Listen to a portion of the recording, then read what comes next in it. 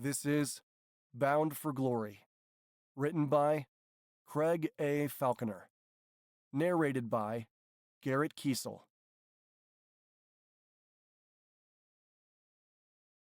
Chapter 1. We live the way they let us. Is that even really living? Sure, life on this alien space station is all I've ever known, but I still know it's not right. I still know it's not natural. I still know it's not good for us. Most importantly of all, I know it's not something I can put up with for much longer. We live under the control of the Enzorians, an alien race who brought humans to their world before I was born. None of us know exactly what happened. We don't know if the Enzorians conquered Earth in a violent invasion, or if they just abducted a few thousand people and left the rest as they were. Hell, we're so far away, we don't even know if Earth is still there. I've seen enough alien technology to believe these guys could destroy a planet if they wanted to. And Earth is so much smaller than their home world of Anzoria that it would probably be an insignificant task for them. I definitely feel like we are insignificant in their eyes. Really. I have no idea why they brought us here to treat us the way they do. They boss us around and use the luckiest of us as servants. If that sounds weird, it's only because I haven't told you yet what they do to the unlucky ones. Ever since I was old enough to understand our situation here on the Exelon B station, I've dreamed of finding a way to set things right. A way to set us free. I hate this life, but this isn't just about me. All of my friends are in the same boat too, and my dad has been in it for a whole lot longer. Living as servants to the ruling Anzorians is no life for anyone, and it kills me to wake up every day and see broken looks on the faces of everyone I care about. I'll put it as simply as I can. Life on Exelon B just plain sucks. But for the first time ever, I think there might be a way out. Might. Pay attention to that word, because the odds are stacked so firmly against me that I don't think I'd share my plan with anyone else even if I could. I can't, naturally, because the aliens have surveillance systems picking up every word we utter. But like I said, I wouldn't mention the details of this to anyone even if I could. I know what would happen. Dad and my friends would all say it was crazy. They'd say I was crazy.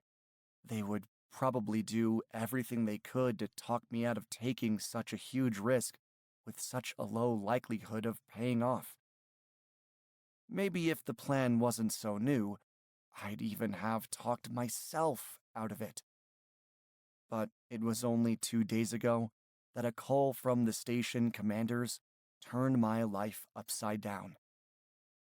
The plan only popped into my mind then, because the one-off opportunity everything it rests upon only arose then.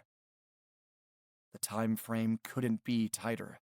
Today is the biggest day of my life so far, and it's going to be my last day on the station. This realization is rattling in my mind as I step out of bed and look at myself in the mirror. Whatever happens, I think this is the second to last time I'll ever be waking up here. 2 days ago, in an instant, everything changed. And when tomorrow comes, one way or another, things are going to change even more. My name is Chad Mitchell. I'm 17 years old, and I was born into alien tyranny on the space station Exelon B. Tomorrow night, one of two things is going to happen. I'm going to break free, or I'm going to die trying.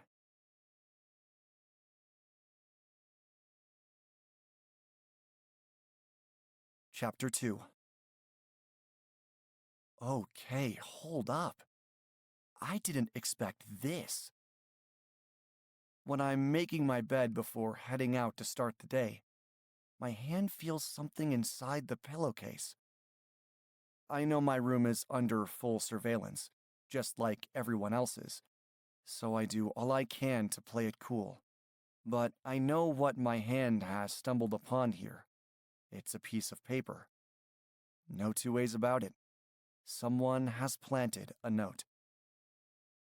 This has long been established as the only way we can communicate with each other about delicate things that we can't risk being overheard by the aliens. The people tasked with keeping the station clean, housekeepers basically, whose work is just as unpaid as everyone else's, also fulfill another role that the aliens don't know about. In short, they're secret messengers. If I wanted to send a message to my friend Carl, for example, I'd slyly sneak a piece of paper from somewhere like the bathroom or the school hall, and I'd write a short note. I'd do that in bed, under the covers where the cameras can't see, and I'd leave the note inside my pillowcase. The cleaners always check for notes, and if they find one, they sneak it into their pocket until they can just as carefully sneak it into the intended recipient's pillow. I didn't feel anything last night because it's a small piece of paper, and it's a once or twice a year kind of deal to get a note. So much has been on my mind, I didn't even check. I always make my bed to give the cleaners less work to do, so they only have to touch it on the days designated for a change of sheets, and that's why I felt it this morning. Notes are usually important. Each one has to be, since everyone understands the risks for themselves as the writer and also for the messenger who delivers it. But how am I supposed to read it without being seen? Usually, I'd read it under the covers, but I can hardly get back into bed right now without looking suspicious. Where the hell is it? I groan, all for show. My next move is to crouch to the floor and look under the bed. I then start angrily unmaking my bed and pretend to keep looking for, I don't know, whatever I'm pretending to look for. With my covers now messily covering the edge of my pillow, I reach a hand in and grab the note. I push it to the back of the bed and climb on, pretending to look down the side for something that might be stuck between the frame and the wall. I pull the note under my stomach and glance down. What the hell? It's folded closed. More than that, it's sealed closed. There are 3 words scrawled on the outside. Chad's eyes only. Whatever this is, the sender didn't just want to keep it from the aliens. He wanted to keep it from the messenger. Fair play to the messenger for going along with that, I say, but I know why they were willing to do it. All notes are important, like I said, but this one isn't from just anyone. I haven't seen this handwriting all that many times, but I remember it very well from the few times I have. The writing is my dad's, and there's clearly something private that he needs me to know. I try not to dally, because every second will make me look more suspicious if anyone ever looks at the camera feed from my room. Normally, that would feel like a long shot, but the unusual amount of attentions the aliens have been paying me lately changes the equation. I unseal the note as quickly as I can without damaging it too much, and the words I see inside make my eyes widen like grapefruits. I know you're flying out. I also know there are security flaws. I can get surveillance video from the control room when they're distracted, just before you leave. I'll rush to the dock to say goodbye. That's when you take it. Chad, forget your mission. Just take the footage where it needs to go. Whatever it takes, do it. I believe in you. I gulp and slide it back under my pillow before making the bed again and pretending to look for something in my drawers. My dad has conveyed so much in so few words. My head is positively reeling. He somehow knows the aliens have picked me as the pilot for a small repair job on the far side of the station's exterior. Probably from a note someone else sent to him. But this new information about obtaining security footage? That's a bona fide game changer. Here I was worrying that he'd think I was crazy if he knew my plan. And he's been thinking the same thing with an extra layer on top. The situation as it stands is that I'm scheduled to perform my mission tomorrow night, and the plan I've had in mind is to fly to another station, Exelon C, instead of flying to the far side of this one like I'm supposed to. I'll need to explain some context for this to make sense, and I'll get to that. But for now, the crux is that I want to reach the others to tell them our commanders have gone crazy with power and are mistreating us to the point that multiple people have tried to kill themselves. For their troubles, those people have won an even worse life under constant observation in prison cells. I know that because my dad works as a janitor, and sometimes works on maintenance jobs in the high-security prison area. He told me all of this in a note last year, imploring me to be extra careful to stay on the commander's good side, given how rough the conditions were for those who didn't. I guess his janitorial work is how he knows security footage is stored in the control room and thinks he can sneak in to get it. And if I can deliver footage of how bad things have gotten here, rather than mere testimony of it, my long-shot plan is going to have more of a chance than if my own father wasn't also willing to take such a colossal risk. I believe in him as much as he believes in me, so now I feel like my task is to make it through the next day and a half without the commanders changing their collective mind to send me over any of our other top student pilots. Boron is sold on me as the best choice, but I get the sense that Sturjo has his doubts. Right now, I feel both better and worse about the plan than I did a few minutes ago. If my dad pulls off his part, my part has a much greater chance of success. But if he gets caught, we're probably both going down. But like I said, I believe in him. He's never steered me wrong, and he's never let me down. I give up my fake hunt for absolutely nothing and curse a few words under my breath, still for show. My heart is pounding, and I know that the stakes couldn't be higher. I need to make absolutely sure the commanders stick with me as their pilot of choice. Otherwise, my dad's risk is going to be all for nothing.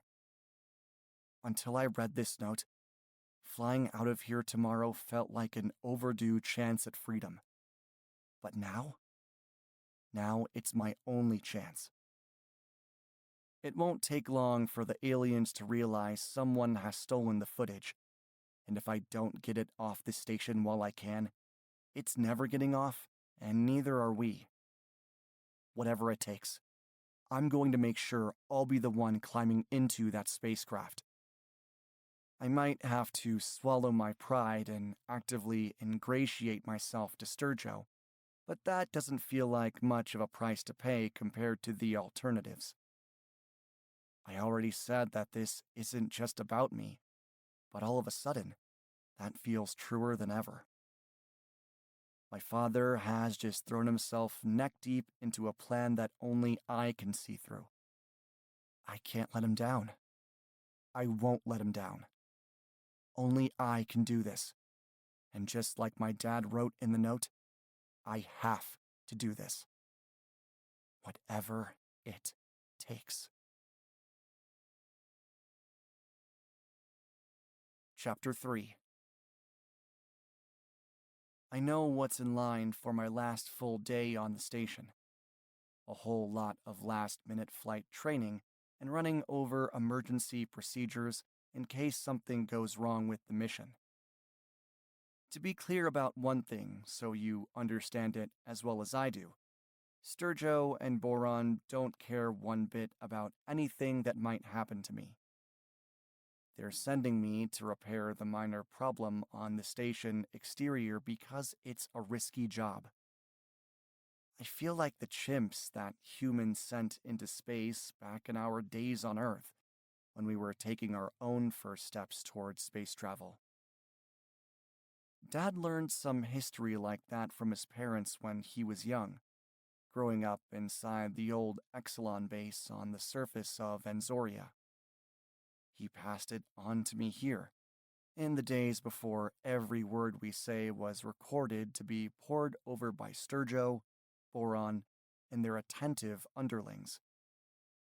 I was young when life on the station turned in that oppressive direction, just old enough to remember things changing, but too young to recall the details of what happened when.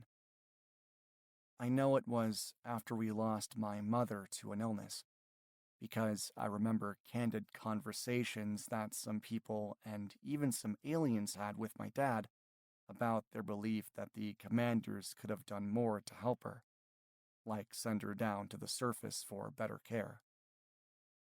If they'd said anything critical like that after the cameras came in, they would have been locked up before they knew it. A lot of my bitterness towards the commanders comes from their inaction back then, and I see that in my dad's eyes too. He despises them even more than I do, which is a lot, and I don't blame him. I wasn't old enough to take it all in, and it still stings like a finger in a raw wound. So I don't even know how he keeps a level head when he has to look at Sturgeon and Boron. Mercifully, I suppose, that's not very often, since the commanders spend almost all of their time on the far more luxurious side of our ring-shaped station. I'd never been into any of the restricted zones until they called me in to discuss my mission a few days ago, which was really a case of them telling me what I was going to do, rather than asking if I was up for it. The decadence of their closed-off spaces gave me one more reason to hate them. What with how much it all contrasts with the side of the station that us commoners call home.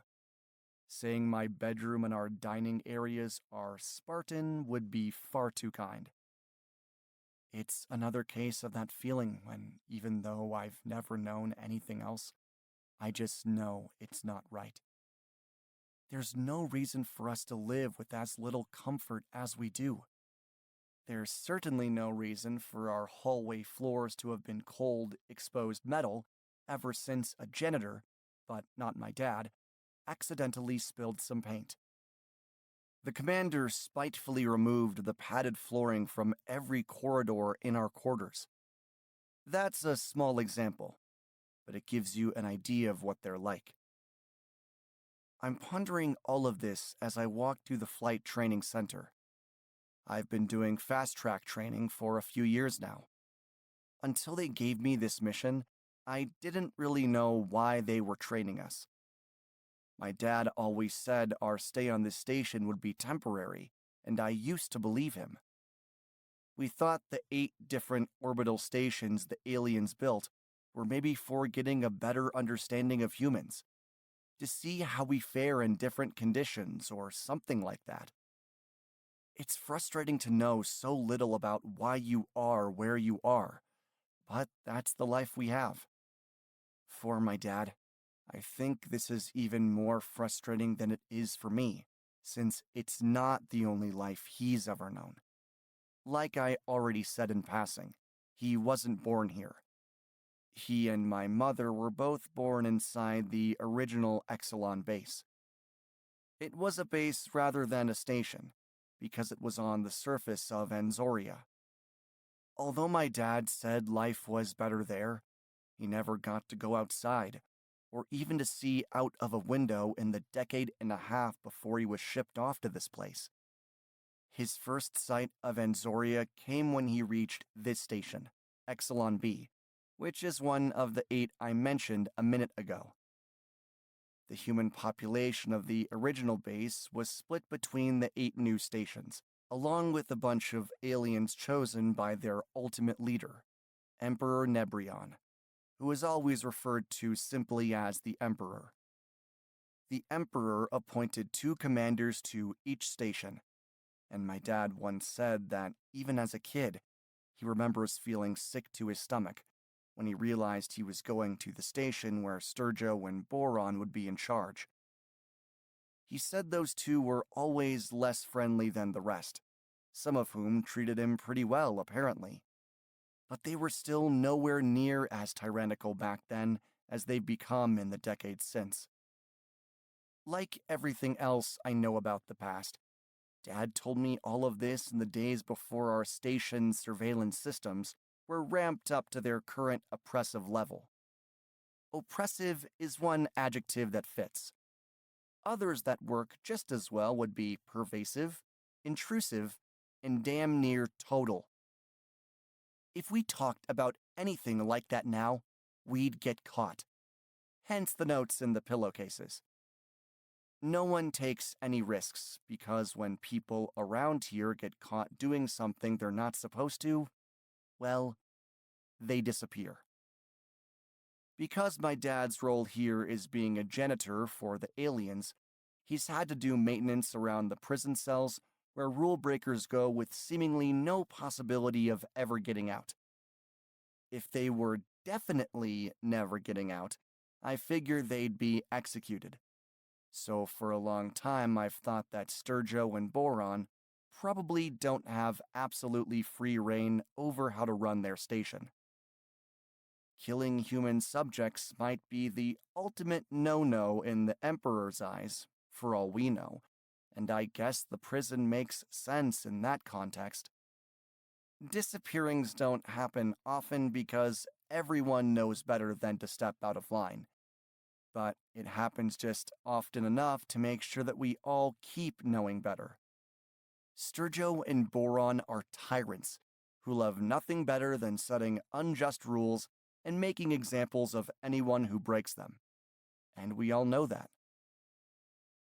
The crux of the plan, which my dad has improved with the part he's going to play, rests upon something I only believe because of him. The idea that Sturjo and Boron, rather than the Anzorians as a whole, are specifically tyrannical. When it comes down to it, though, I can't be sure that the commanders of the other stations aren't even worse than our 2. All of the ring-shaped stations, unimaginatively named Exelon A through Exelon H, orbit Anzoria. And as much as we'd like to, we don't have the faintest idea what their purposes are or even what's going on inside them. My dad's childhood memories paint the Emperor as a benevolent and maybe even a good individual. The thing I don't understand about that is why a good Emperor would appoint bad station commanders and give them total control over our lives. But really, all I can do is trust my dad's memory and trust his gut. He's the one who was on the surface, right until he was just a little bit younger than I am now. He remembers seeing the Emperor in person and even talking to him. He says human children on the base were educated more fully than they are here, and that the Emperor himself handed out awards to the hardest working students every year. The education was all scientific and empirical stuff. No real mention of history and no mention of Earth, just like none of my alien teachers ever taught me any of that. He won the top award in the last 2 years before the stations were complete, and he vividly remembers the Emperor telling him that big things could be in his future. Those big things turned out to be working as a janitor on Exelon B, And that's one more element I can't really reconcile in my mind. If Sturjo and Boron are worse than the other commanders, and if this station is worse than the others, why was a promising student sent here and not somewhere else? I don't know. Maybe there's a key difference between being recognized as a hard-working student and a promising student. Like I said, I've been fast-tracked as a promising pilot for a long time. Not that it's ever brought any benefits in how the commanders treat me, but our teachers only ever praise progress, not effort. When someone in class says they're trying their hardest, the reply is always something along the lines of, "If you were doing the right things, these simulations would be easy." Or, "We don't care how hard you work, just work better." They really are as explicit as that about it. I haven't told you much about the aliens themselves, but the main things to know are that they are physically similar to us in general terms, and they can also speak aloud in our language. A skill that has improved greatly over time, according to stories my dad was told by the first generation of humans who were taken from Earth. The Enzorians speak a different language when they talk to each other, and needless to say, we have no idea what they're saying when they do. Anyways, yeah, when I was young, my dad looked me in the eye and promised it wouldn't always be like this, because not all of the aliens were like Sturjo and Boron. Under their command, this station hasn't been a great place to grow up. But I don't even want to think about how bad it would have been without my dad. He's always kept me safe, and I really feel like I don't have any choice other than to trust his instinct on that. I take a deep breath as I approach the door to the training center. The flight simulator is waiting for me, and I won't be surprised to see Sturjo and Boron too, given the level of personal interest they've both taken in making sure I'm ready for the repair mission. As soon as the door opens, I inhale sharply and fight to keep a straight face. The commanders are here, but that's not what's bothering me. No.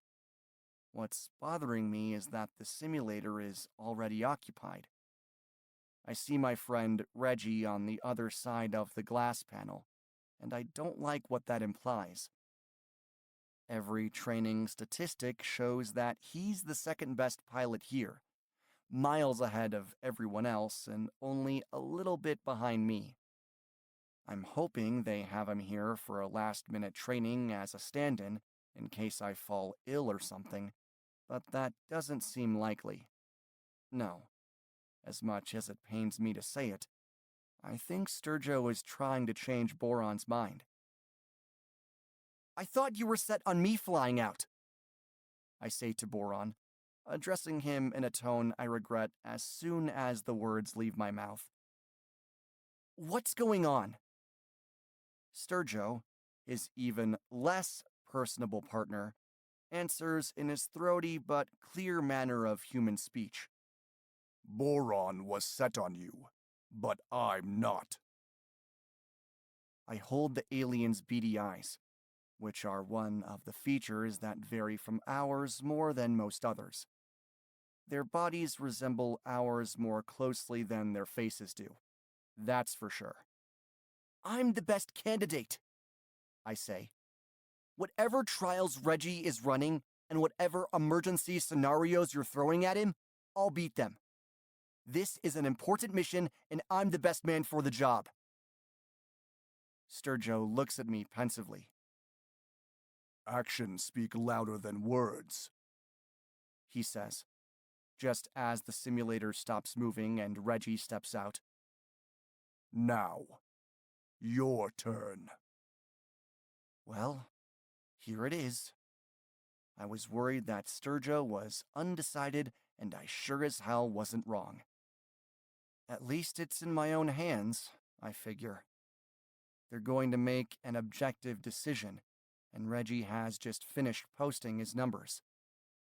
To make sure I can follow through on the plan I've come up with, whatever its ultimate merits, I first of all have to prove my worth over another very capable pilot. I can hardly hear myself think, over the sound of my heart thumping, as I step towards the simulator. No pressure.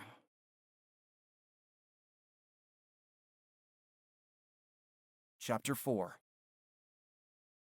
It's yours if you want it, Reggie whispers as we pass each other. He whispers it very quietly when we are at our closest point, turning his head in a way that made it as unlikely as possible for the commanders to notice. I don't know what he means until I get into the simulator capsule and see that the numbers he's posted are mediocre at best. Now I get it. He doesn't want to go. He knows the flight is dangerous due to the unusually tiny landing area we have to hit to perform the repair, which is why the commanders are sending an expendable human pilot instead of one of our far more experienced alien trainers. Reggie hasn't posted terrible numbers for his reaction times and speed runs. That would have been obvious, given how good he usually is, but this is nothing close to his best. This calms me down instantly, and makes it a lot easier to perform close to my best. I quickly get into the zone, feeling the flow of things, and I blitz past Reggie's numbers in every field. An hour or so later, I finish up, stepping out and walk over to Sturjo. I'm the best candidate, I say, and nothing else. He doesn't reply. Boron, always slightly less unfriendly, if not exactly cordial himself, extends a hand for me to shake. You're in, The alien announces, in that grating voice they both have. Sturgill and I agree. You are the best candidate. We'll run over some emergency procedures, and then you can gather your things. You will dine and rest in our quarters tonight, young Chad. Upon your return from the mission, your bravery will be recognized with a permanent move. But this is a dangerous mission, where safe return is far from guaranteed. So we want to ensure you can enjoy at least one nice night as thanks for your sacrifice. Recognizing my bravery is one thing, but I don't like this phrasing of thanking me for my sacrifice. Maybe that's Boron trying to be nice. Who knows? But sending me on a mission he thinks is so dangerous hardly speaks to a caring nature. Besides, I'm not going to be landing in the tiny area where the commanders want me to perform a repair. Sure, what I'm going to do tomorrow is extremely risky, but they don't even know the half of it. Chapter 5. Everyone knows I've been spending time with Sturjo and Boron in the last few days. That's not the kind of thing that stays quiet, given how rarely they personally engage with any of us humans. And I think it's been the lower-ranked alien workers who spilled the beans. I've had a lot of dirty looks from people I consider good friends. I guess they see me as a sellout or something. But they don't know what's really going on. Most of them don't know about the important mission I'm being prepped for. And none of them know about the surprise I'm going to pull on the commanders when I get behind the controls of a real spacecraft for the first time. The few hours of final emergency training I do in the simulator are straightforward enough, and so are the operating instructions I get for the radio. Sturjo and Boron will be in constant communication with me, they reveal. I gulp at first, but then come to think this isn't really a bad thing. They're going to see me veer off course anyway, So at least this way I can relay some kind of excuse to prevent them from sending someone after me until I'm far enough away to evade them. Once I return to my room and gathered my things like Boron asked, I get some really dirty looks in the hallway. Moving up the ladder? My friend Carl asks, the sellout implication of his tone unmissable. I don't say anything and just keep walking. It's horrible to feel the eyes of your friends looking at you in the way they all are right now. But they don't know what they don't know. It's not like I blame them either. In their shoes, I'd probably be acting the same way. When this is all said and done, I definitely won't have any hard feelings. These are the people I care about, and they're the very people I'm going to give my all to liberate from Sturjo and Boron's needlessly oppressive control. I keep my head down until I reach the threshold of the station's most exclusive area of all, the Central Restricted Zone. The CRZ guard who is waiting for me quickly touches a door which slides upwards, an odd thing to see, and in doing so, he clears my path into a whole new world.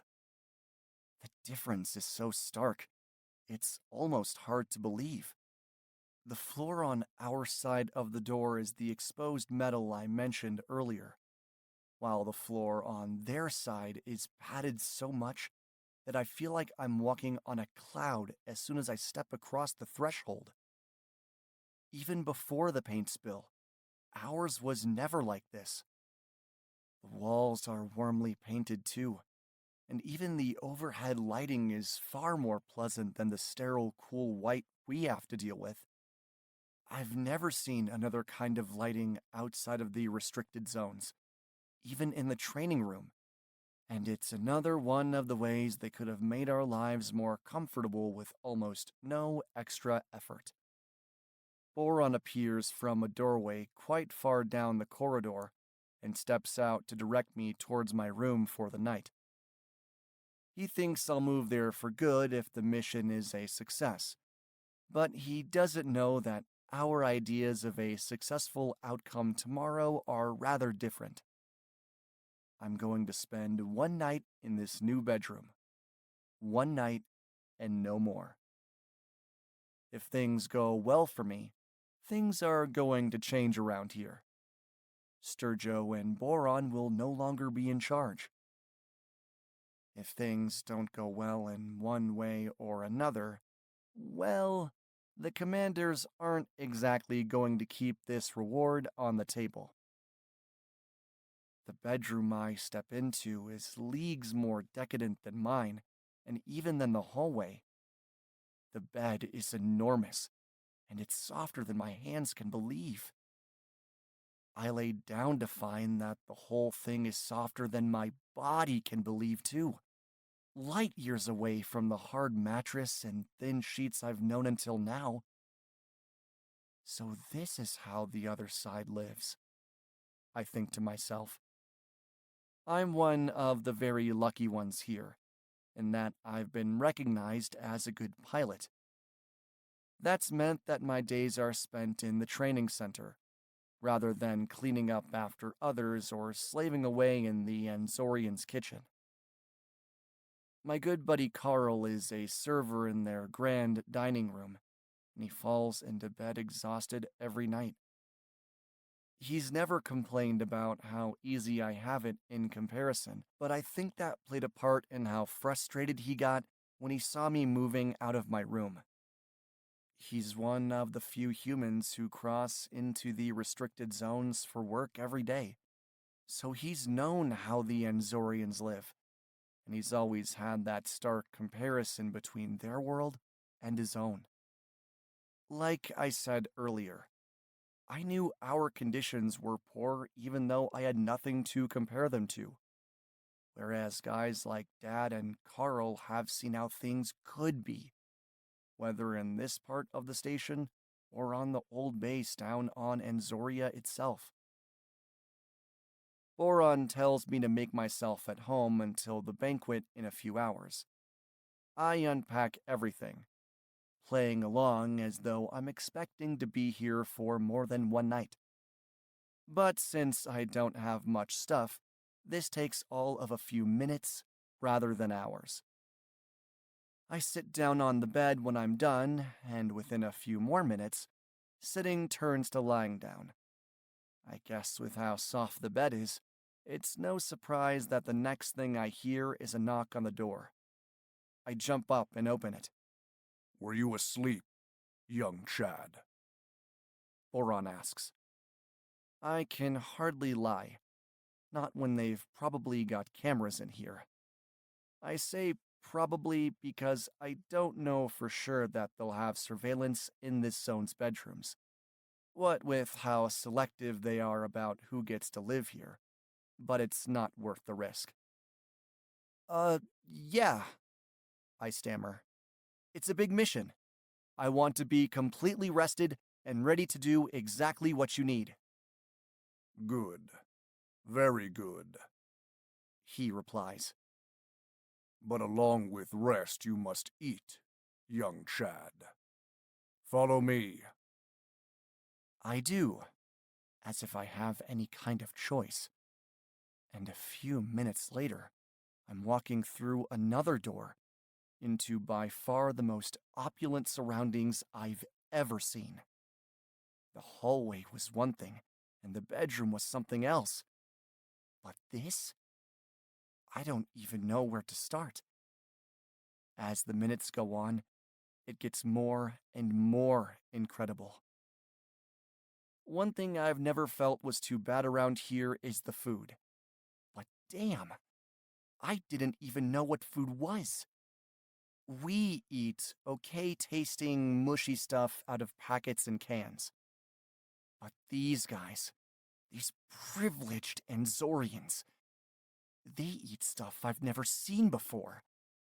And it all tastes like heaven.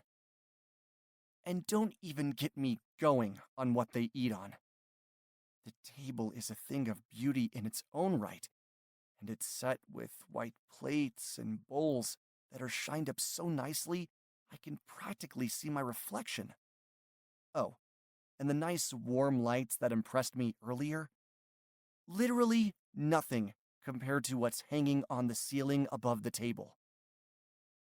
It's called a chandelier, and I only know that because I asked Boron.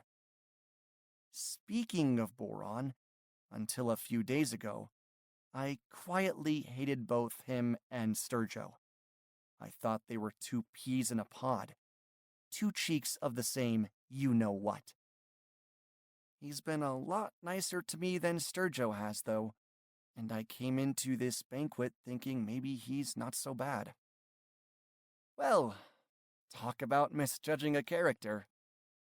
It seems pretty bad that he sits me down between himself, and Sturjo then doesn't just neglect to introduce me to any of the other dozen aliens, but proceeds to talk in their language all through the meal, literally talking over my head and leaning behind my back.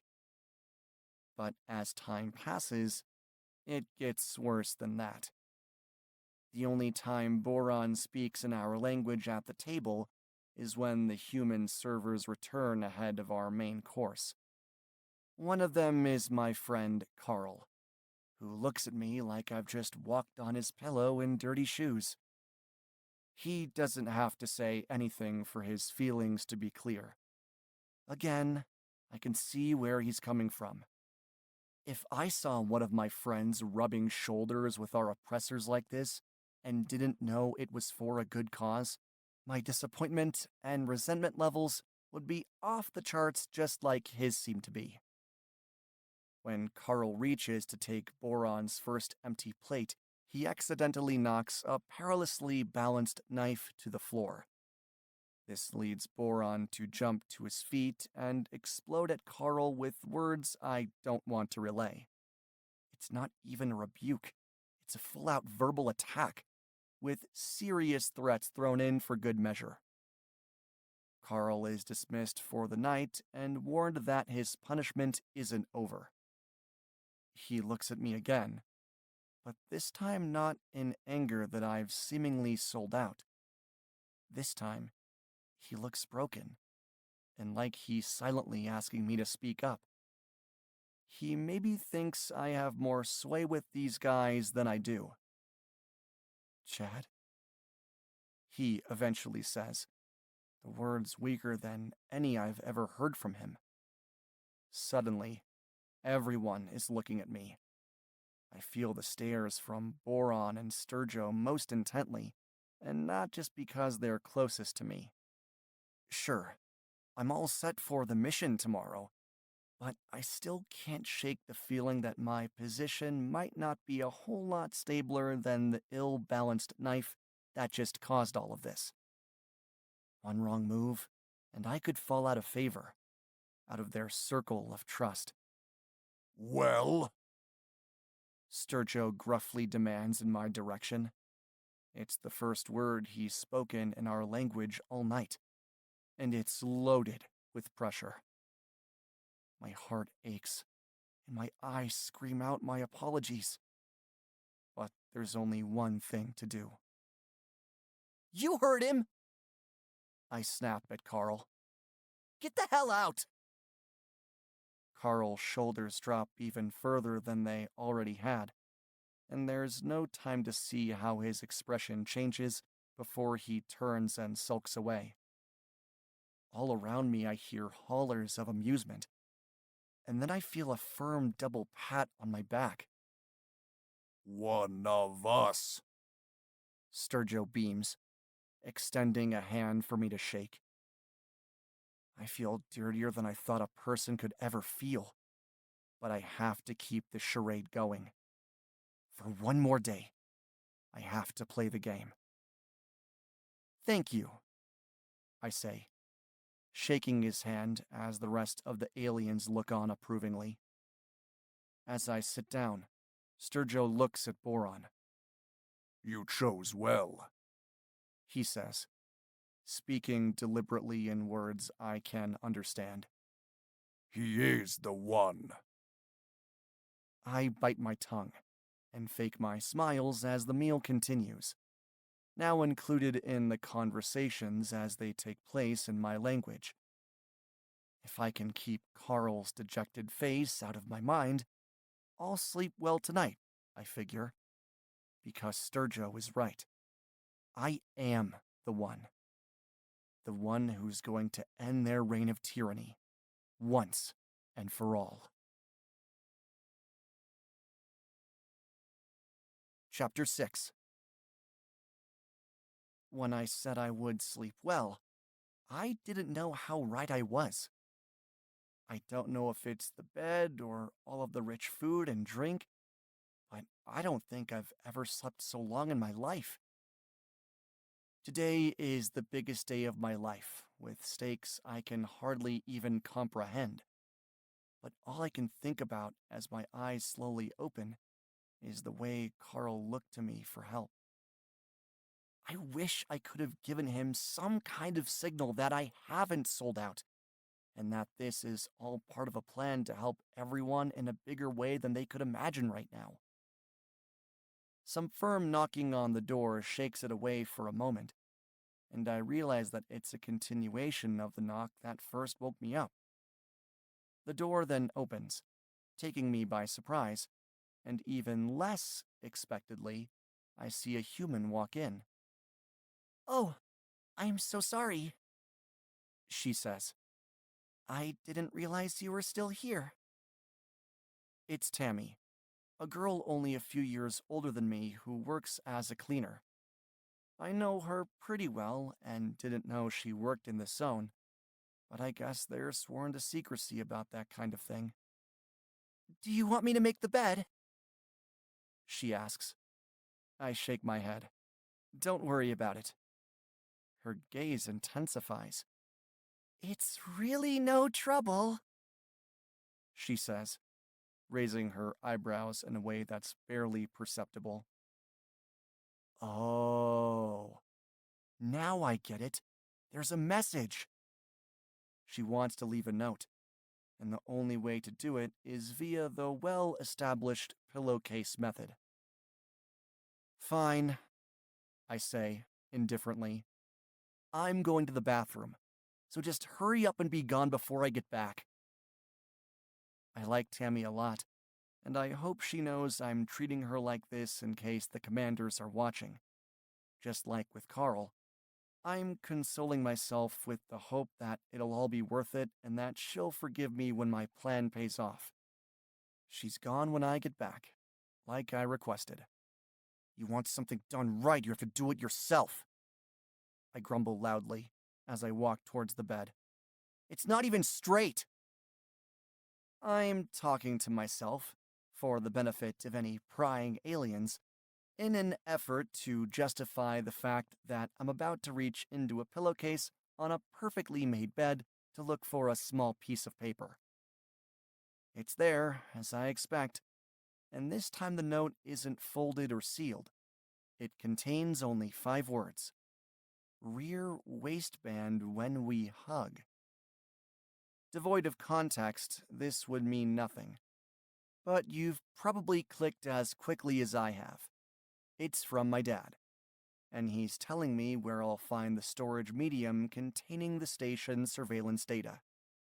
I don't know what shape it will be or how large, but at least I know where I'll find it. Chad? A gruff voice calls from behind. I can't tell which one of them it is, since they sound the same, but I know it's one of the commanders. I turn quickly to see Boron, who I no longer hold in any higher regard than Sturjo. That doesn't make much difference, because I suddenly have a huge problem on my hands. At the shock of the voice and with the speed of my instinctive turn, my hands knocked something from the bed just as Carl knocked a knife from the table last night. I could have just landed myself something much worse than a public humiliation, though, because I didn't drop an innocuous knife to the floor. No, I dropped a covertly smuggled note. A million thoughts run through my mind at once. They'll trace Tammy's movements on the surveillance cameras, I figure, checking every room she's been in today. They'll know it's from my dad, and they'll know that he and I are planning something. This note is clearly an addition to an existing communication, and they're bound to look back through my recent surveillance footage to see me behaving suspiciously yesterday when I was pretending to look for something in my old bed. So many people could be caught up in a retrospective investigation into the covert messaging system we've been using for so long. So many people could be in serious trouble because of me. Unless what? Unless I do something that's going to amplify the stress and dangers of the plan even more. Unless I do the only thing I can think of doing to possibly save it, when it seems like doing nothing isn't an option. I don't know what I'm doing, but here goes nothing. I'm doing it.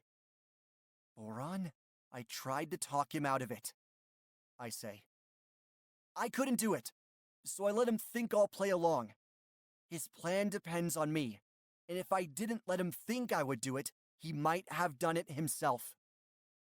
Boron steps forward, his face heavy with confusion. Talk who out of what? He asks. Young Chad, what is going on here? It's never been so hard to force words out of my mouth than it is right now. But I think of what's at stake today. Bigger than any one individual, for sure. And I finally managed to say something to the imposing alien who stands before me.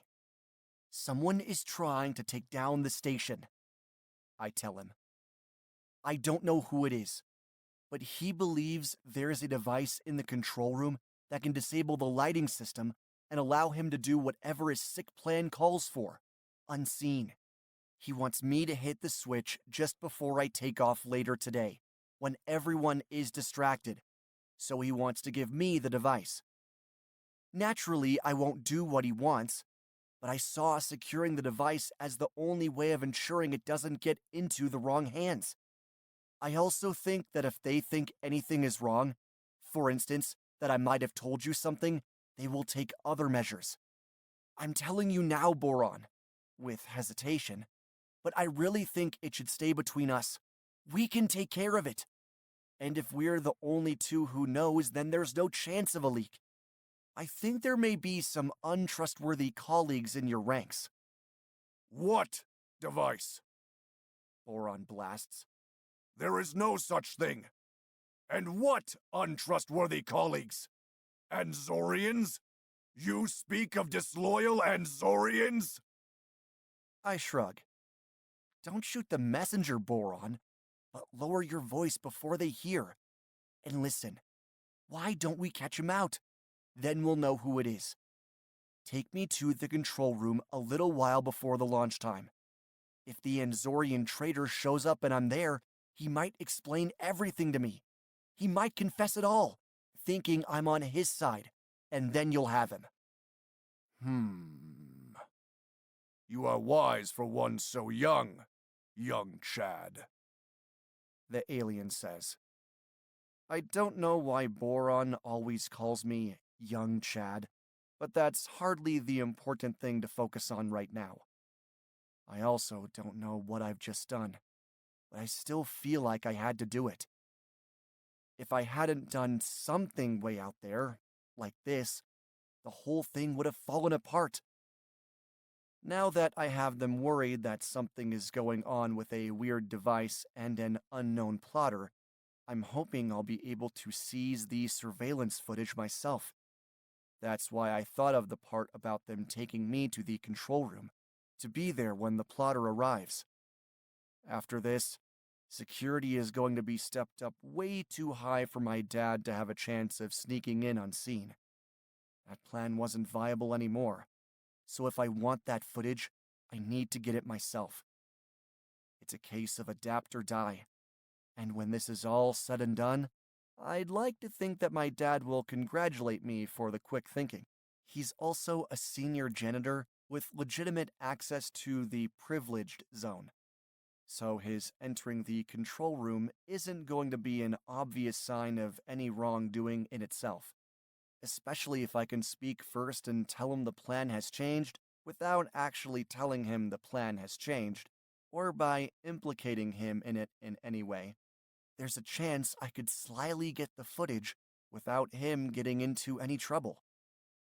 It's a risk, sure, but no more of a risk than letting the plan run as first intended now that Boron has found the note. Before he leaves, the commander crouches to pick it up. He reads the words, which is apparently effortless despite our languages once having been so alien to his kind as theirs still is to us, then hands the piece of paper back to me. Your willingness to assist in this matter is exemplary, young Chad, he says. And it stays between us? I ask. I will take you to the control room as you request, Boron says. The disloyal Anzorian who taints our station will pay for this. I almost smile reflexively. If his mind is set on the plotter being an alien, my dad stopping by, with the reasonable excuse of janitorial work, might really not cause any problems. The distraction, meanwhile, might be just what we need to get the footage in time for me to take it where it needs to go, as his first note put it. This is all getting more complicated than I would have liked, but we're almost there. Wherever we're going to end up, we're almost there. Chapter 7. I don't want to count any chickens just yet, but I think young Chad really has outsmarted one of our station commanders. Boron hasn't told Sturjo about our talk earlier. I know that for sure because Sturjo hasn't mentioned it, and Boron made up a reason to talk to me privately when it came time for our control room visit. Between that talk and now, I've done some more last-minute flight training. Sturjo spent some of that time merrily recalling the embarrassment Boron and I heaped on poor Carl last night, and every passing minute with these commanders really does further strengthen my resolve to bring them down. Dad's recollections of life on the original Exelon base involve aliens with attitudes and behaviors so far from Sturgo and Boron, none more so than the apparently benevolent Emperor himself, that I'm growing surer and surer that power really has corrupted these two into what they've become. If I can successfully deliver proof to other Anzorians of what's happening here, particularly conditions in the prison cells, but also the general treatment of human subjects within what we all still think is supposed to be some kind of research station, well, hopefully I can put an end to all of this. Could other station commanders be worse? I doubt it, but you never know. Could my dad's memories be hazy? Or could the Emperor have changed for the worse in the intervening decades? Maybe. Could this whole plan take us out of the frying pan and into the fire? Who knows? But I'll tell you what I do know. I'm sick of living in a damn frying pan, and that's not the life I want for my friends or my dad either. I don't think I'm being cavalier to think this is worth a shot, because things here hardly seem worth preserving. I could strike out, no two ways about it, but I have to take this swing. When we get close to the control room, Boron gives me the code so he doesn't have to come into sight of the door. He wants to stay unseen, to make sure the alien traitor he's expecting won't see him. My dad couldn't save a few steps by giving me the code in a message because until now, I've had no excusable reason to be in the control room, or even near it. He does, on the other hand, and his back-breaking janitorial work might just end up being our saving grace. I enter the code and step into the control room, trying to act cool. The fact that Boron is going along with this without telling Sturgo makes me think no one is watching the security footage, or else the commanders would surely be alerted to such an unexpected entry as this. There's bound to be surveillance in here. There literally has to be. But if no one is watching it live, then maybe I don't really have all that much to worry about. While still playing it cool, I look around with increasing urgency in a bid to find whatever kind of device contains the footage Dad is planning to give me. There's writing on signs and various notices everywhere, but I can't make sense of any of it. I see a screen that's displaying various security camera feeds, and I follow a very thin metal cable, which is connected to screen at one end and a small black box at the other. This has to be it, I figure. But do I take the whole box? Is there something removable I can take from inside it? Just as I inch forward for a closer look, I see movement on one of the feeds. It's my dad. He's almost here. I take a deep breath. When he arrives, I'm going to tell him I'll have to come back later for whatever work he's doing, because right now, I'm helping the commanders to take care of an emergency. My heart is pounding like never before as I see him approach. Hopefully, he'll realize that I'm in control here. Hopefully, the fact I'm in the normally off-limits control room, where he just told me we can get a crucial piece of evidence, will be enough of a sign for him. Another glance at the screen tells me I don't have long to find out. I close my eyes and step towards the door. I think about opening it to talk to him in the hallway, but decide to wait until he's inside, just in case that takes him out of Boron's earshot and slightly reduces the heat of the fire I'm playing with. He has a metal pail in his hand, with a pair of rubber gloves hanging over the edge, which makes it look like he's working. Smart. He's clearly thinking straight, which is a good sign. A few seconds later, I hear him punching a code onto the security screen, He has this code legitimately, so Boron shouldn't be alarmed by his presence or his entry. Dad! I say, pretending to be a lot more surprised than I am. His eyes widen immediately, and he stops dead in the doorway. No need for pretending on his side of things. Can you come back later to do whatever you're doing? I ask. I'm trying to help the command. You need to leave. He snaps. Chad, this isn't the plan. No, no, no, no, no! Dad, be quiet! And then I hear Boron's voice. My spine stiffens, because it's too late. He has heard everything. The game is up. Chapter 8. Plan! Boron booms in Dad's direction. It was you? You're the traitor?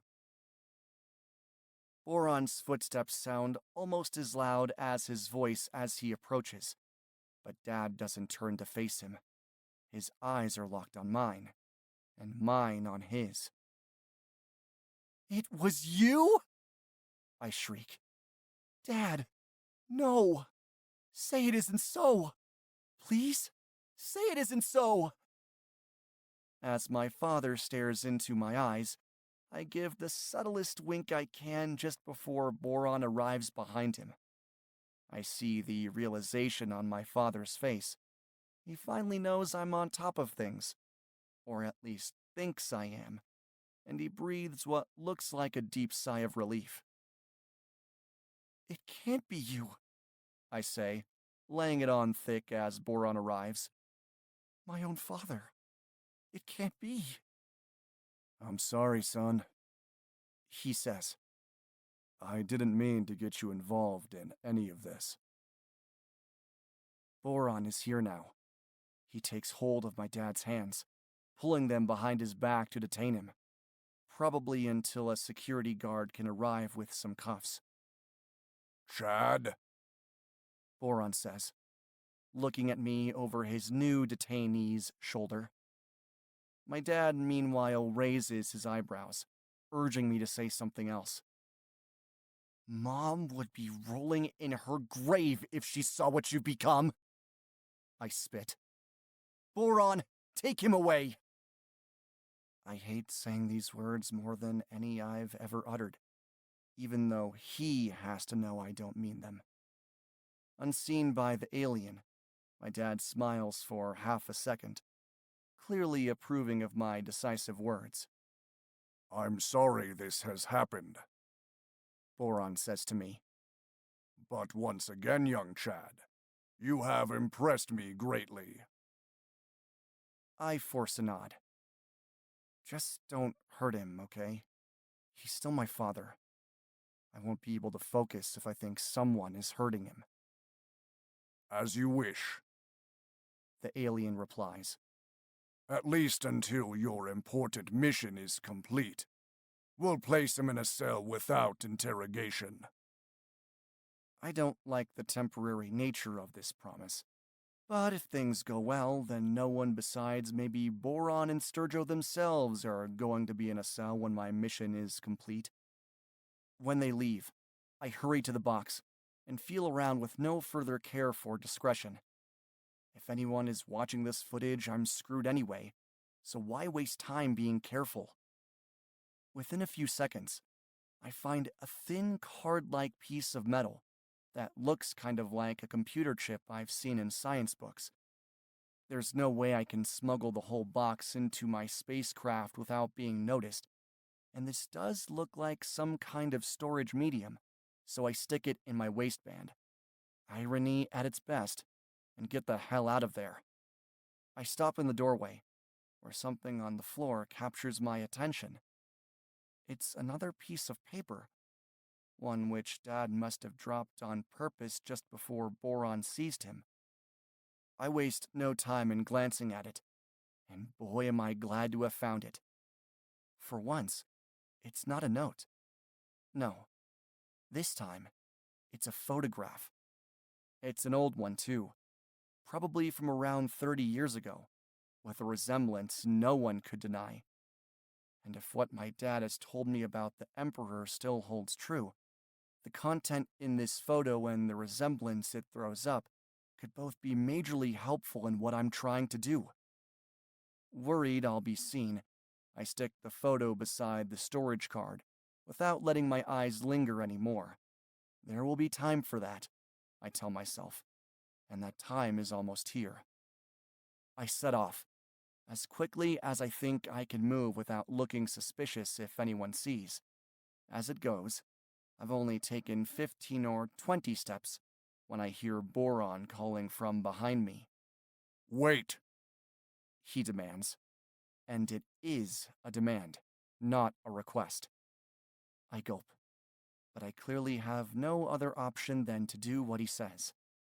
He reaches me in no time, with my father nowhere to be seen. A guard is taking him to a holding cell, The commander relays. under explicit instructions to be gentle. With the gravity of his actions and the possibility of collaborators in our midst, that may not be an order I can maintain for long. But as I promised, he will not be harmed while you are engaging in the mission. And afterwards, can I talk to him before you do anything? I ask. Again, there is no scenario where I come back and things stay as they are, so this question is moot. I'm just trying to say what I think an unsuspicious person would say in these circumstances. I think that will be for the best. Boron says. He may talk more candidly to you. Young Chad, I cannot imagine the betrayal you feel. I felt sick at the thought of a fellow Anzorian plotting against the station. But for you, the culprit is not merely a fellow human. He is your own flesh and blood. I sigh heavily. It hurts, I reply. But the more we talk about this, the harder it's going to be for me to refocus. I have an important mission, Boron, and I understand the launch window for leaving tonight is narrow. Placing a firm hand on my back, Boron encourages me to start walking. We are lucky to have you, young Chad, He says. You keep thinking that, I muse. You just keep on thinking that.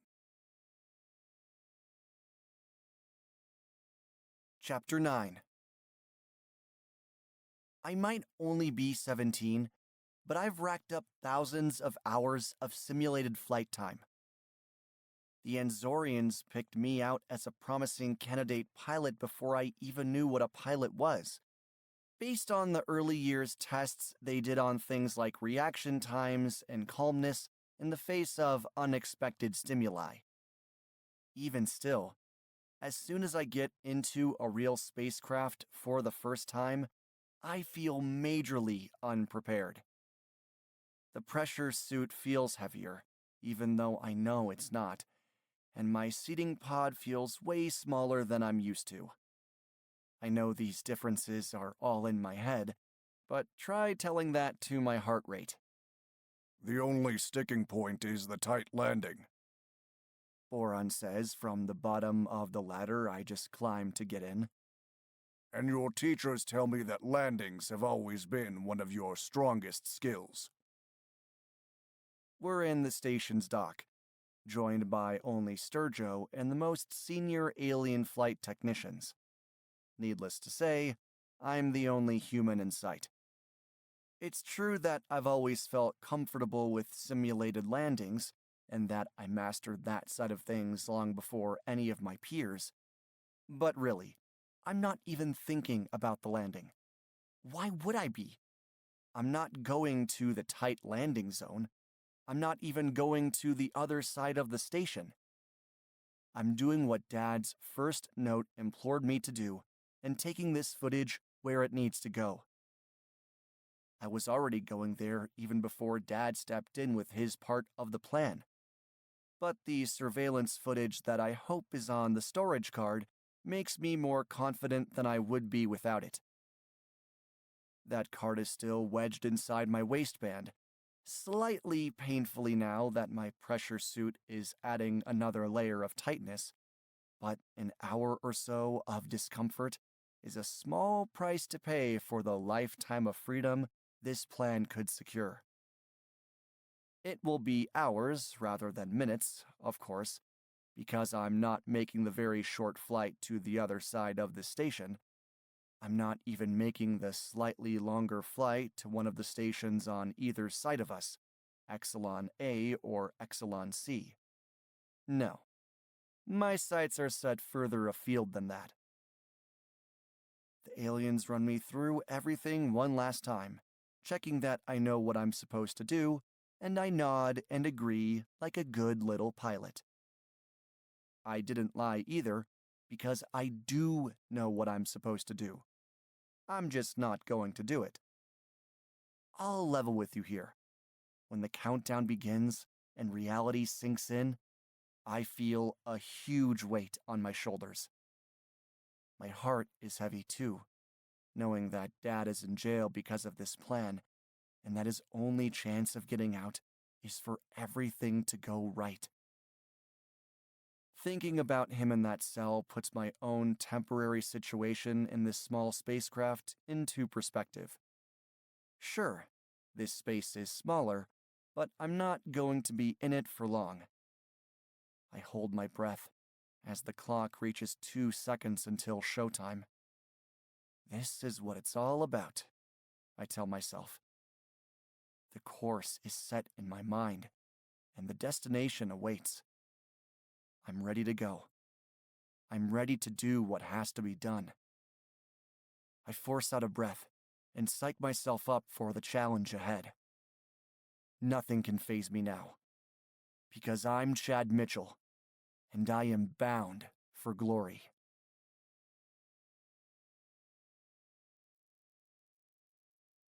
Chapter 10. When the clock hits 0 and the dock releases my craft, I'm off without a hitch. There's naturally no need for a vertical launch when we're already in space, and I take off more like a bullet being fired. Right away, I dive into the riskiest part of my plan. "I'm losing stability!" I yell into the radio, as convincing as I can while I shake the controls just enough to shake the craft while it's still accelerating. I then start to pull away from the station parallel path I'm supposed to follow. This is one thing I've never been able to practice, because doing so under the watchful eyes of my teachers would have been just about the most suspicious thing I could do. But I've paid attention during simulated exercises when I was tasked with writing an unsteady trajectory, and I suppose I'm now just pretty much doing the opposite of what worked. Be careful! Boron booms. I think it's Boron anyway. Him and Sturgeon sound pretty much the same, but he's the more likely to be concerned for me. As I continue to bear away from the station, and indeed away from the steady orbits of the other stations, I announce that my control system is shot. When a voice comes back to say that their station-based systems don't show any malfunctions, I loudly retort that my hands are feeling it whether their data is picking it up or not. "I'm losing everything!" I say, doing my best attempt at a frightened voice. Okay, I am frightened, but I'm trying to make sure it sounds like the right kind of frightened, if that makes sense. I'm trying to sound worried for my immediate safety inside this craft, rather than the success of my next ambitious move. Where are you going, young Chad? Boron asks. Yeah, it's definitely Boron. He always calls me that. Listen to me. Just abort. Abort! We'll launch again tomorrow in another craft. If you can only force yourself one way, keep forcing all the way back around and return to us. We'll open the crash hatch to bring you in, It might be bumpy, but you'll make it. Down, I pant, even more exaggerated concern in my tone this time. Guys, I'm going down! I'm in a spin I can't right! Is there a landing spot on the surface? The surface? Boron asks. Other voices are audible now, all just as perplexed. I don't say anything for a few seconds, deliberately staying quiet and slowly stabilizing my craft on a trajectory for Anzoria. Okay, it's not responding properly, but I think I can just about direct myself to a safe area if there's somewhere big enough to land, I say, acting as much as possible like I hate this idea, but reluctantly feel like it's my only shot. I can release the inflation lander if you know a spot. This time, they're all silent for several seconds. Hit the most open and flat space you can see, young Chad, Boron eventually replies. We'll call it in so they're expecting you, and a rescue crew will arrive as soon as possible. From their flight base? I ask. From here, Boron says. Damn, that's not what I wanted to hear. If I land in the middle of nowhere and a team from the station comes to get me, the footage isn't going to reach anyone. I'll reach Anzoria, but for what? The point isn't to get the damning footage onto the right planet. It's to get it in front of the right eyes. But really, what can I say? I can't argue. Thank you, is all I say. No one replies. It stays like this for around 40 long minutes, until I get word that a rescue crew are being deployed from the station. Already? This is even worse than I thought, we called ahead too, Boron says. Don't worry, young Chad. They know you're going to come in and land in the plains. I thank Boron again, but that's where he's wrong. I'm not landing in the plains. Not when a crew is already following in my path. No, I have one chance to do this, and even if it's not the way I wanted it to go, I have to take an even bigger chance than I was already planning. When I get close enough to the Anzorian surface that distance turns to altitude, I level out from my rapid descent. These crafts are incredible, and I know the controls like the back of my hand, so the deceleration process is no real challenge. Anywhere there, Boron says. Those wide open spaces. I say nothing, and for the rest of the journey, I'll keep on saying nothing. I leave my radio on so I can hear them, in case something important comes up. But all I hear are increasingly aggressive orders to land immediately. It's only a few minutes until I start seeing signs of habitation on the surface. Our station's orbit holds us steady over the same part of the planet, so I've never seen any of Anzoria besides the lifeless desert. Here, though, here I can see what looks like a city. Best of all, not too far up ahead, I can see a huge fortification that has to be the Imperial Palace. My goal was to land somewhere close enough to some planet-dwelling aliens to make sure I reached them before anyone from the station reached me. I'm here to blow the whistle on what's going on in there in the reasonable hope, given to me by my father, that our station commander's superiors won't be happy to hear it. But if I can skip the middlemen and get myself close enough to the palace to make an audience with the Emperor possible, especially with the photograph in my pocket. Young Chad, please. Boron begs. Really, he's begging. They're not going to allow you to get much closer before. And then it happens. The voice cuts off. But that's not all. My vision cuts off at the same moment, right when I feel the rushing of air as the spacecraft's outer shell all but implodes on impact. I feel nothing, until I do. My right side somehow takes the brunt of it, but everything aches. Boron was right. The natives didn't let me get much closer. When I got too close to the palace for their liking, they shot me out of the damn sky.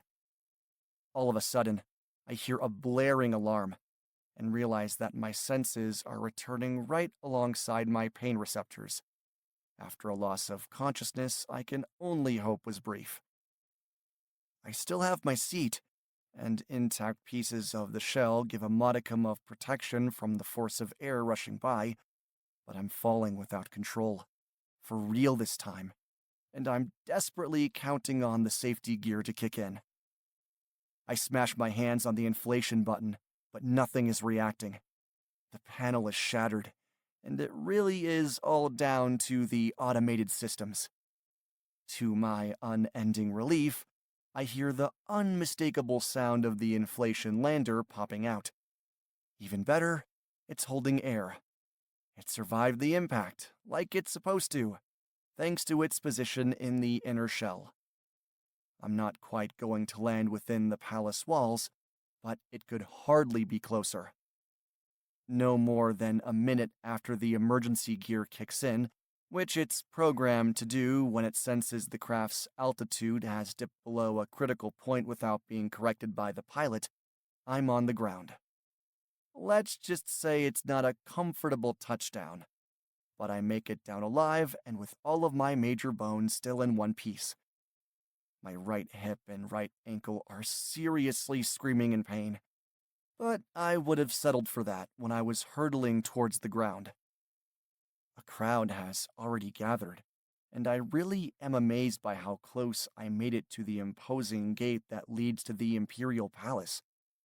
Even once I was hit, I kept falling towards it, which kind of makes me think I was shot by a surface-to-air missile that was further from the palace than I was, rather than any defensive system inside the fortress itself. In any case, the spacecraft and emergency landing system created by Enzorians has survived a missile impact delivered by the Enzorians, and I have that to thank for my life. The gathered crowd is maybe 30 or 40 strong, and more are coming from a tall tower nearby. But then the ones who are still approaching me suddenly stop, and the ones who are already here gaze beyond me. I turn to follow their gaze and see the gate opening, revealing something that's clearly important enough to take their attention away from a spacecraft that just fell out of the sky. And that's when I see what they're looking at. That's when I see him. Unmistakable from the countless portraits in the station, and recognizable from a much older picture I've seen even more recently. There he is. Emperor Nebrion, ultimate leader of the Enzorian race. He steps forward purposefully, heading straight for my damaged spacecraft with an extremely displeased expression on his face. Well, Chad, I muse. I guess you got what you wished for. Chapter 11. I'm hurt. Believe that. But I'm strong enough to get myself out of the craft. I figure that's a better thing to do than wait to be carried out, even if I couldn't really explain why, and I grimace through the pain as I unbuckle myself and open the door. First things first. It is warm down here. It's warmer than any part of the station, which surprises me, and it's a lot warmer than I expected. That thought comes and goes in a millisecond, though, because the Emperor has walked even closer while I was getting out. What's the meaning of this? He asks. The crowd around him, all native Anzorians, gasp as one. It must be their surprise that he can speak my language, which makes me think they probably can't. I was going to suggest talking in private, but I guess that doesn't matter now if no one else can understand us anyway. You have to see this, I say, pulling the storage card from my rear waistband. Fortunately, it's in one piece when I lift it out, which wasn't something I'd even considered, but now seems like a stroke of good fortune.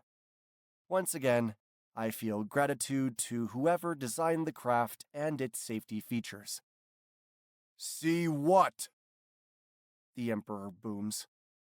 His voice is less grating than those of Sturgio or Boron, as though he's more practiced despite not living with any humans. He's considerably larger than them, too, taller by a full head. So maybe there's also something physically different in his throat or mouth that enables him to better replicate our speech patterns. I don't know why you brought us here in the first place, and I don't know why you built 8 stations to house us on. I begin. I take a deep breath and continue. But I don't think it was so Sturgio and Boron can treat us like animals and revel in breaking our spirits. The Emperor's expression doesn't change so much, as his whole head tilts back to study me, but at least he's reacting. I have proof of how they run things. I don't know if I should be asking you why you allowed them to, or if you're going to tell me that the power you gave them has gone to their heads. Either way, I want you to see what they're doing to us in your name. Still, he says nothing. People are locked in cages for trivial things. I go on. My own father is locked up right now. My own mother died on the station because they wouldn't call down here for medical assistance, even when some of the other Enzorians up there said she could be saved. This card should contain footage from all of these surveillance cameras they use to monitor us every second of every day, even in our bedrooms. And I just want you to see it. If you can watch this and tell me it's what you want, fine. But I don't think it is. I've heard stories about you, and I'd like to think they're true. At last, this gets a clearer reaction. Stories? He says. Watch the footage, I reply. No games! The Emperor roars, and wow, he really does roar it. You think you can come down here and tell me what to do? Come down here and tease information? No. You tell me your stories, Chad Mitchell, because your station commanders have told me some stories of their own since you diverted your mission's course, and I'm running out of patience. Chad Mitchell, I say. That's right. And this is Joshua Mitchell, my father. He's in a cage as we speak, for trying to expose what they're doing up there, and you're the only one who can do anything about it. While I'm saying this, I reach back to my waistband and pull out the photograph Dad dropped for me in the control room. I hold it in my right hand, while still grasping the storage card in my left. The hopefully important image is one of my father as a child, posing with an academic award, and the individual who presented it to him, Emperor Nebrion. The Emperor holds out a hand to receive the photograph. I step back and watch as he studies it. Almost immediately, his stern expression cracks. He then glances between me and the photograph, clearly noting the resemblance between how I look now and how my father looked at roughly the same age. He kept this, the Emperor says after several silent seconds. His faith in your goodness has gotten both of us through the past 17 years, I reply. He always said life under the commanders wouldn't be forever, and that one day the purpose of the stations would become clear. That one day the test would be over, or new commanders would come in, or whatever hopeful idea might make sense. He always told me not to hate the Enzorians as a race, Because those two are no more reflective of your kind as a whole than bacteria are reflective of all life forms. Instead of replying to me, the Emperor says something in his own native tongue. Everyone else quickly disperses. You come with me, He says, firmly delivering an order I'm happy to hear, as he gestures with his head towards the storage card I'm still holding. I'll watch. Chapter 12. The Emperor, along with 7 burly aliens who I figure must be non-uniformed security guards, guides me towards a palace that dwarfs anything I could ever have imagined.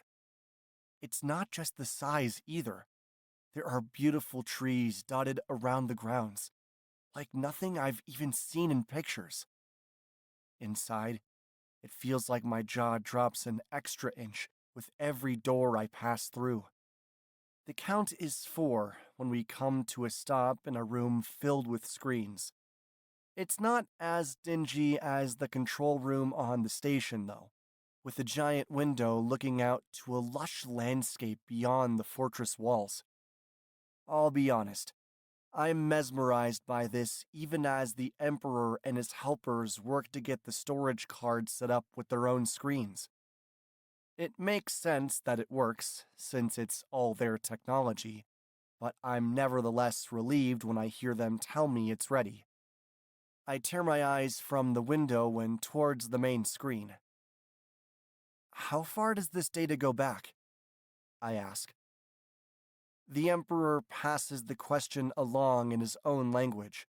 Clearly, the aliens who don't interact with humans can't verbally interact with humans.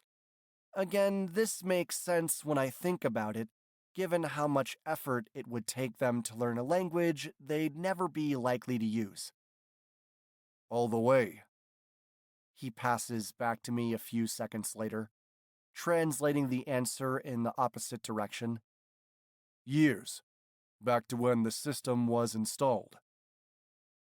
I try to think of the most egregious abuses of power I can, so the Emperor can see, but the first thing I think to look at is a view of the prison cells on any given day. Like the Emperor, this is going to be the first time I see the cells with my own eyes, too. And when I do, I can't even look.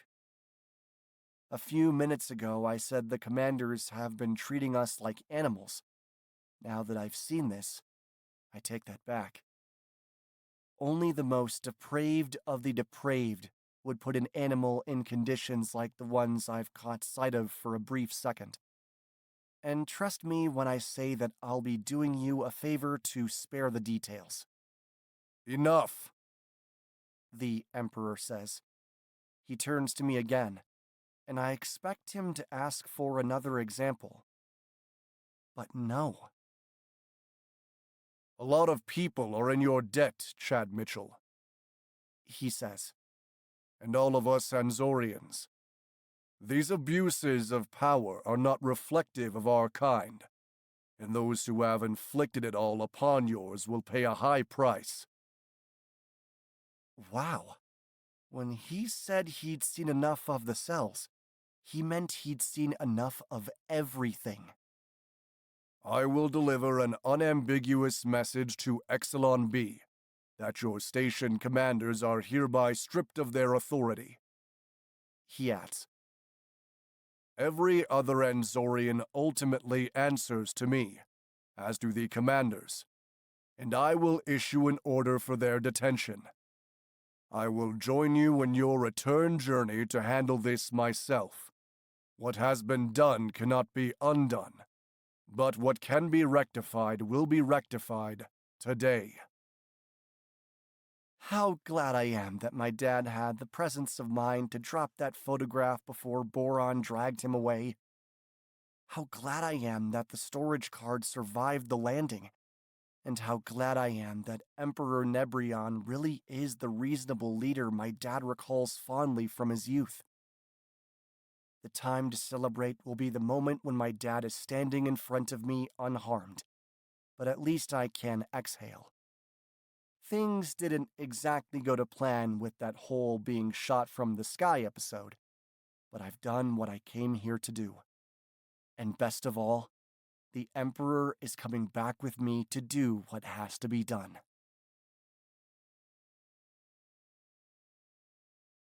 Chapter 13. Taking off from the ground does require a vertical launch, unlike my departure from the station, but we don't have to wait around. Everything is ready by the time we reach the nearby launch site, which takes less time than the hour-long journey we're about to take back to the station. I say back to the station, but I've no reason to think the Emperor has ever been. In the hour we'll have on board a comfortably larger craft that I'm glad someone else is flying, I hope to have some time to get answers to the big questions I've always had. We're barely off the ground when I ask the first. Why did you put them in charge? My dad remembers you being nice, but he said that Sturgio and Boron always had a mean streak, even way back then. Nothing compared to now, but enough that everyone hoped they wouldn't be sent to their station. The Emperor seems taken aback by this. They were two of our first 4 choices, as I recall, let alone our first 16. Their records were exemplary, I'll admit. We didn't ask for human input, but we picked who we thought were the best candidates. For what? I push, getting to the next question and maybe the biggest of all. What's the point in all of this? Why did you first bring humans to your world? And why did you build these stations to house us?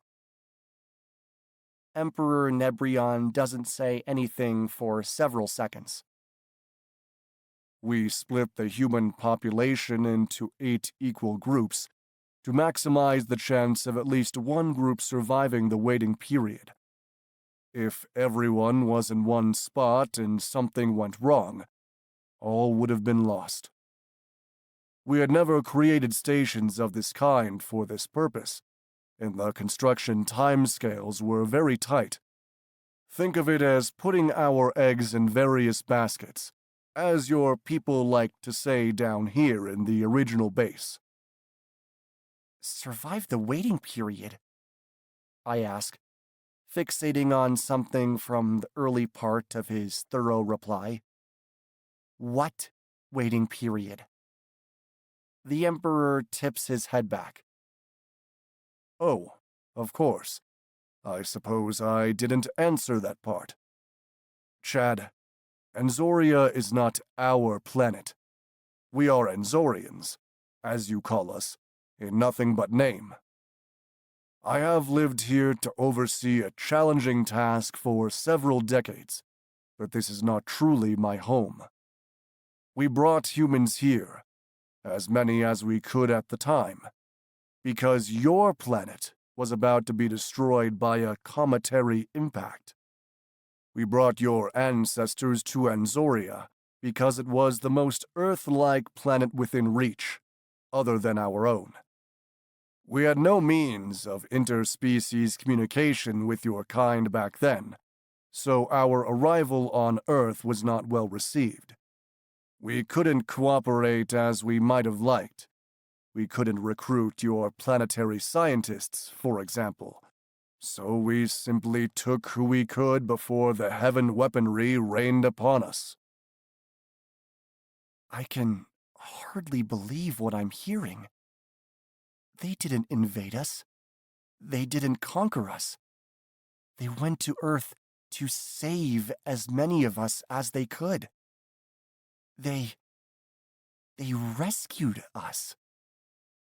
The waiting period I spoke of has been the wait for Anzoria to become suitable for human life. He continues. Through extensive environmental engineering, we have reached a point where, as you experienced, a human can breathe the air and feel at home on the Anzorian surface. So why are we still on the stations? I ask. As is becoming a habit, the Emperor hesitates. Well, Chad, reports from every station suggest that the human populations have grown accustomed to life in relative confinement, and under the control and guidance of your various pairs of commanders. There was a time when we believed that confining people to their stations without major revolt would be the hard part. But now we believe coaxing you out to the uncertain open world may be more challenging after all. We have no intention of sticking around to rule over you once the exodus from the stations begins. What I am lacking are reports of humans seeking self-determination of the kind that's going to be necessary. We have tried to do the right thing at every stage, but it seems that we may have overestimated your kind's drive for freedom. To me, this doesn't seem fair. I can only speak for Exelon B, I say. Where Sturgio and Boron created the situation of everyone being locked down in a small space and having to follow all of the rules they set. That messes with our psychology, but it's not irreversible. People are demoralized after so long with all of these restrictions, and it's literally the only life a lot of us have known. But think about that.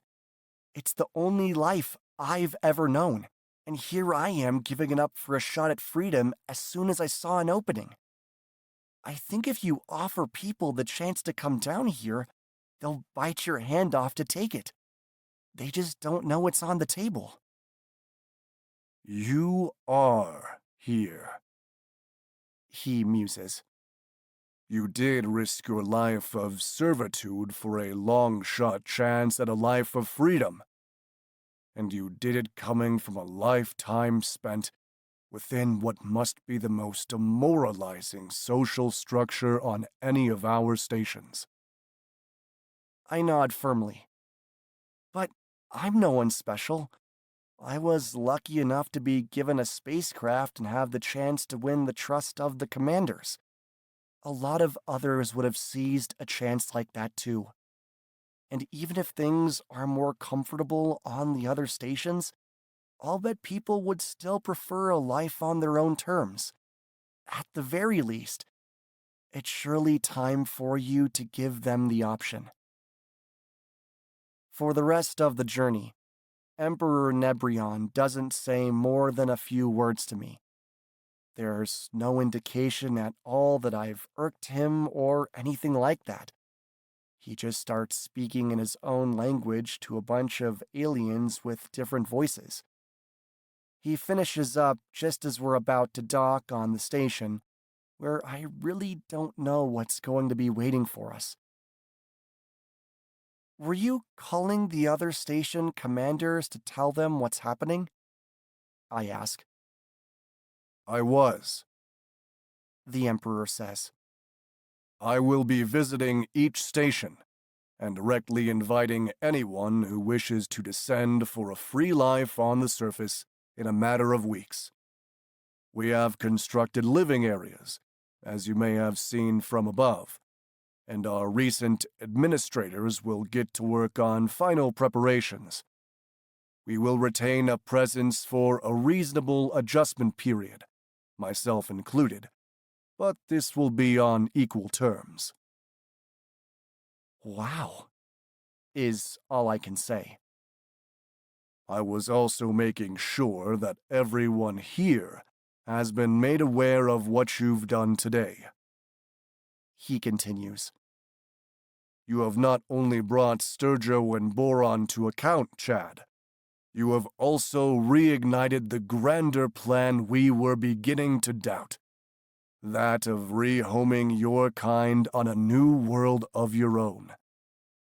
You have shown us that the drive for freedom is innate and invincible, and for that, you will be recognized. Oh, I don't want to be in charge or anything like that, I say. For the first time, Emperor Nebrion lets out something that almost sounds like a laugh.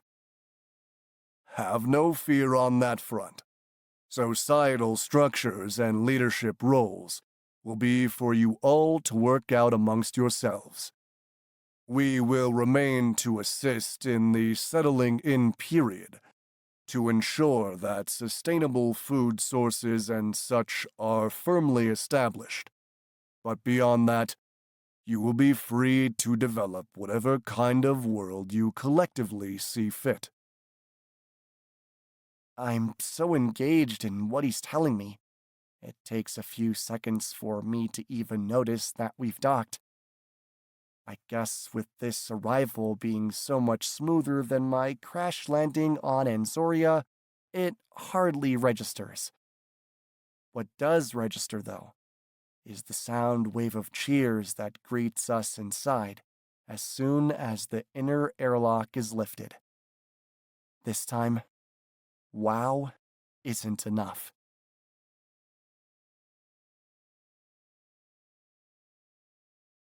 Chapter 14. After the happy wall of sound, the next thing that hits me is the sight of our welcome committee. It seems like everyone on the station is here. I see Tammy and I see Carl, who are both smiling at me and have hopefully forgiven my behavior over recent days now that they know I was up to something good. Best of all, after just a few more seconds, I see Dad rushing to the front of the crowd. He comes all the way forward and hugs me, which hurts more than I let on due to that crash landing I was just talking about, but which I don't want to cut short. I knew you could do it, He says. I just knew.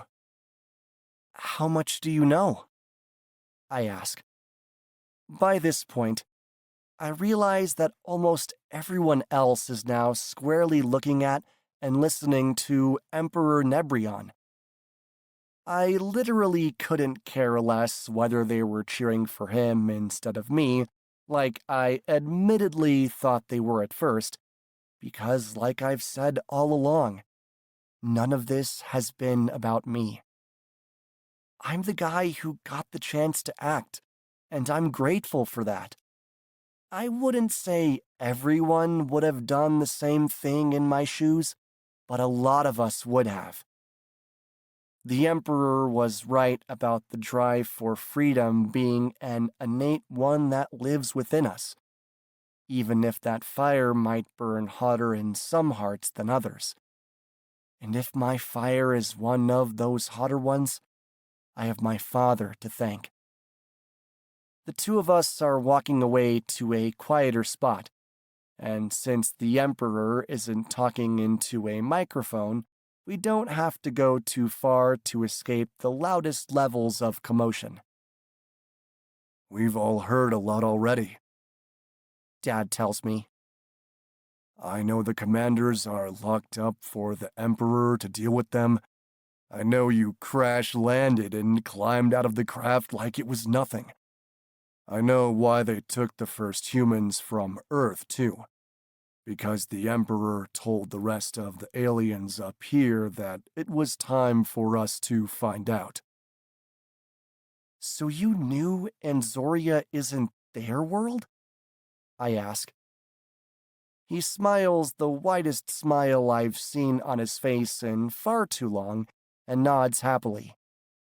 I know I'm going to be packing my stuff for a one-way flight pretty damn soon. He beams. And I know it's all down to you. That's not true, but I appreciate the sentiment. Who knows? Maybe I just sped things along, or maybe I really was an important catalyst. Either way, Dad is right. We'll be packing for a new life before long. I think it's going to be a few weeks until they're totally ready for us to go down, I say. Weeks? He groans. Ah, well. A few hours ago it was eternity. So I guess I can suck up a few weeks. I laugh along with him. Oh, and in the meantime, I say. He turns to me as we walk further into the heart of the station, away from the hubbub I'll probably be dealing with for a while once the Emperor leaves and I become the focal point for people's attention. That's not going to be a hardship, but I do want this time to catch up with Dad. It's so long since we've been able to speak openly without fear of being spied on. In the meantime, what? He prods, impatient that I've left an idea hanging in the air. Well, I grin, you maybe should pack your stuff tonight after all, because while we're waiting for the trip to Anzoria, I can only assume that 2 very luxurious bedrooms have just become available in the formerly restricted zone occupied by our recently deposed station commanders. I like the way you think, son. He beams, patting me on the back as we walk along the corridor. This place already feels a lot less oppressive without the specter of our recently deposed station commanders hanging over it. But it still doesn't feel like somewhere we should be satisfied to call home. Particularly having just set foot on a vast open world and having gazed out at some of its incredible landscapes. I know the kind of place we're meant for. The human spirit isn't meant to be confined like this, and especially not under the dictatorial control of power-hungry leaders like Sturgio and Boron. We're better off without them. Better off on our own. And that's exactly where we're going to be. With thanks to Emperor Nebriond and most of his kind's good nature, freedom is ours for the taking. And if the reception the Emperor and I received when we arrived a few minutes ago is anything to go by, everyone here is ready to grab that freedom with both hands. Humanity has a new home. And Zoria awaits, I think to myself with a smile. And the only limit on the world we can build is the limit of our imagination.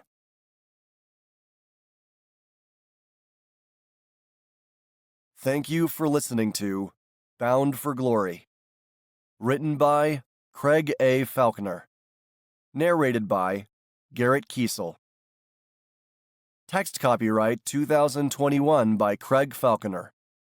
Production copyright 2022 by Craig Falconer. All rights reserved.